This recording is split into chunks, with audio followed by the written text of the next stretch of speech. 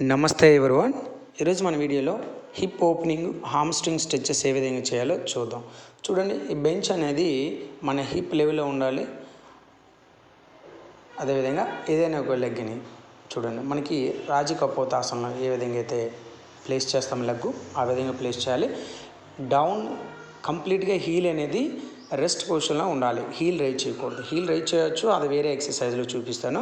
చూడండి, హీల్ కూడా రైజ్ చేయొచ్చు. దాని ఇక్కడ నీ కూడా రైజ్ చేసి కిందికి ప్రెస్ చేస్తూ ఉండాలి. టువర్డ్స్ ద నీ అనేది, డౌన్ లెగ్ నీ అనేది గ్రౌండ్కి పాయింట్ చేస్తూ ఉండాలన్నమాట. నెక్స్ట్ లెగ్ చేంజ్ చూడండి, ఆపోజిట్ లెగ్ని చూపిస్తున్నాను. ఈ విధంగా చేయడం వల్ల ఏమవుతుందంటే కంప్లీట్గా మీ యొక్క హిప్ ఫ్లెక్సార్స్, అదేవిధంగా గ్లూటియస్ మ్యాక్సిమస్, హామ్స్ట్రింగ్స్, అడెక్టర్స్ అండ్ అబ్డెక్టర్స్ అంటే థైకి ఇరువైపులో ఉన్నటువంటి కండరాలని అడెక్టర్స్, అబ్డెక్టర్స్ అంటాం. ఈ విధంగా స్ట్రెచ్ అవుతుంది. అదే బ్యాక్ లెగ్ హీల్ డౌన్ అయినట్లయితే బ్యాక్ సోలియోసిస్, గ్యాస్ట్రోనిమస్ అంటే మన కాఫ్ మజిల్ అంటాం కదా, ఈ మజిల్ స్ట్రెచ్ అవుతూ ఉంటాయి కంప్లీట్గా. ఇది చేసిన తర్వాత కంప్లీట్గా ఫార్వర్డ్ బెండ్ కావాలి. బ్యాక్ లెగ్ అనేది మ్యాక్సిమం స్ట్రైట్ ఉండాలి.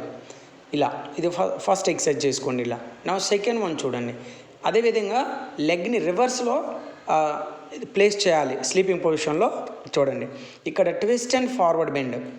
ఇలా చేయడం వల్ల ఏమవుతుందంటే కింద ఏదైతే లెగ్ ఉందో ఆ హామ్స్ట్రింగ్, గ్రూప్ ఆఫ్ మజిల్స్ అన్నీ కూడా స్ట్రెచ్ అవుతూ ఉంటాయి. At the same time gluteus Maximus, spine కూడా స్ట్రెచ్ అవుతూ ఉంటుంది. Opposite leg,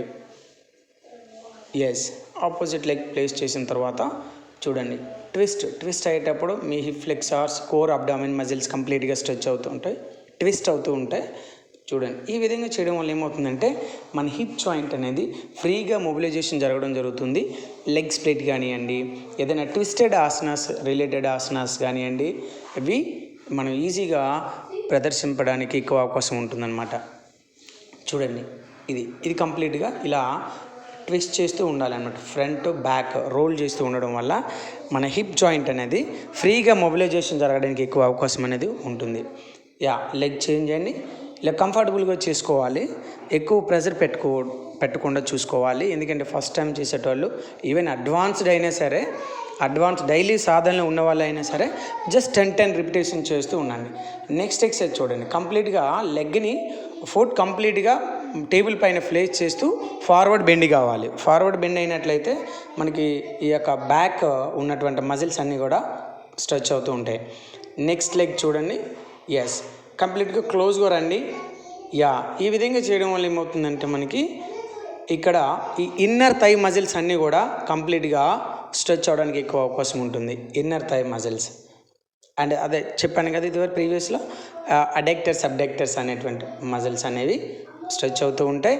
at the same time at the root of the thigh దగ్గర ఉన్నటువంటి హిప్కి, థైకి మధ్యలో ఉన్నటువంటి కండరాలు కూడా స్ట్రెచ్ అవుతూ ఉంటాయి. నెక్స్ట్ ఎక్సర్సైజ్ చూడండి, ఇలా కంప్లీట్గా మీ బాడీకి థై అనేది కంప్లీట్గా ప్రెజర్ చేస్తూ ఉండాలి అనమాట. క్లోజ్గా తీసుకురండి. ఈ విధంగా ఒక 10 to 20 చేస్తూ ఉండాలి. Thank you.